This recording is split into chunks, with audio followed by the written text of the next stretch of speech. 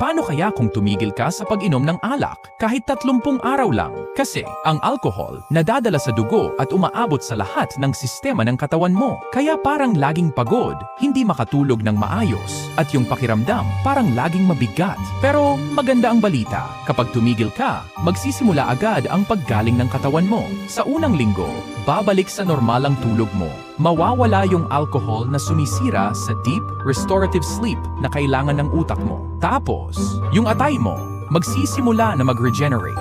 Bumababa ang inflammation at nagsisimula ng mag-breakdown yung fat deposits.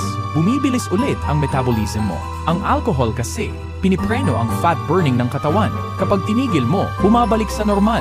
Makikita mo rin sa mukha at balat mo. Nawawala ang puffiness, redness, at dark circles. Nagiging hydrated at glowing. Ramdam ng buong katawan mo. Mas magaan ang pakiramdam, mas malinaw ang pag-iisip, at mas stable ang energy mo sa buong araw.